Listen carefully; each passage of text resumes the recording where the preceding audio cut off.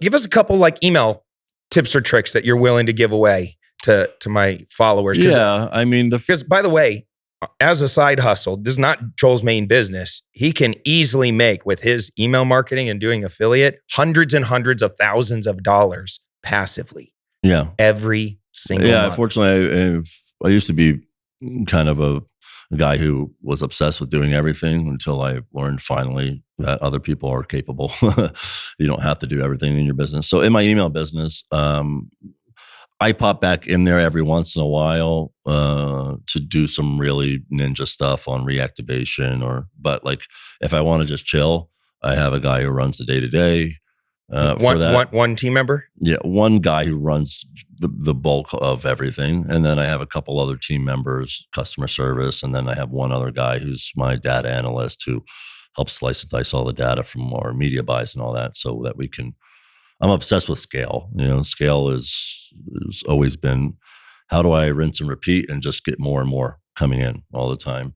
And if I know my numbers, I know that like, hey, if I can pay $2 a lead, even though I'm making 80 cents up front, that's pretty scary for people to do that at scale because you're losing $1.20 every lead you're acquiring. And if you get 100,000 leads in a month, you just lost $120,000. At least it looks that way up front. But we know the numbers that in 90 days that turns at 80 cents turns into $2. And then in another 90 days, that $2 turns into $3.50. So I'm $1.50 positive on all that. And when I just bought 100,000 leads, now I made $150,000. Just a waiting game, Yeah. So it's like, how deep are you willing to go to build the list? Right. Because you build your list, and you taught me this. Email, it's good to build an email list from other emails. Yeah. Other email lists, because pulling them off social is fine. Yeah, we abandoned all of the other paid channels. Sure, I try to get people from my social channels to opt into my email list, where there's no direct ad spend. But anything that I was paying from was all within the email channel. And there's so many different platforms and ways of doing that. There's obviously affiliate marketing where somebody can promote a lead generation page of yours, send you a bunch of leads, you pay them a cost per lead. There's email drops where, I can pay to rent somebody else's list, just like you've done with mine. We rent our list out, but we also rent plenty of other lists where they're the sender and they're just promoting our content, right? So that's how you keep growing your list and adding fresh names. And yes, because people who open we scrape emails them all from other email lists, and that's the highest quality way to go. So many people don't do anything from email to email lists, and they'll just run Facebook ads for lead generation. Well, some of those can end up being good email subscribers and customers, but you don't know that somebody who responds to a Facebook ad is actually going to be responsive on email. They might be really responsive on social or on Messenger, but they're not that responsive on email.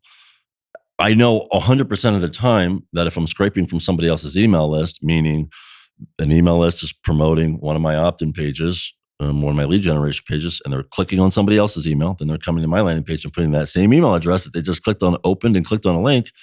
I know it's an active email. So I get much higher quality names. And again, if I got real, you can kind of get into the numbers game. And I was doing this co-reg thing 7-8 years ago with a lead source that was only 11 cents a lead. And it looked like on paper that was backing out. And I was getting 50,000 leads a day. 50,000 leads a day. And it was all working out because it looked like in 30 days, even they were worth 15 cents. So I'm like, 20-30% positive on these. But over time, there's only like, you're paying 11 cents a lead because 90% of what you got coming in was junk, and they never opened or clicked on an email ever. And then a 10% that actually took action ended up being worth a couple dollars each. That's when they balanced it all out to be worth 15 cents, Yeah. And co-reg, just for everybody listening, is essentially I'm on a website. I'm, for whatever reason, opting in to buy or download something. Survey takers is what it was. Okay, yeah. Survey. I'm going to fill out this survey. And not only does the person that's putting out the survey get my information, but it also shoots over to a partner. Right. And that's co-registration.